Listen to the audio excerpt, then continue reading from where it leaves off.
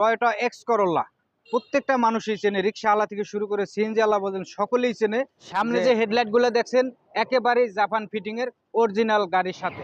এই যে দেখুন সামনের গ্লাসটি একেবারে অরিজিনাল, সেন্সর সিস্টেম লাগানো আছে এখনো। পিছনের গ্লাসটি রয়েছে এখন অরিজিনাল।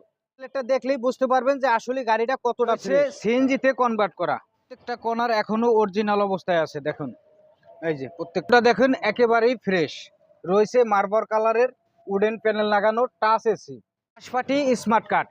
আসলে গাড়িটির মালিক হলো ব্যাংকারের গাড়ি। ফ্রেশ কি শুধু মুখে বললেই হবে? এই দেখেন তার প্রমাণ।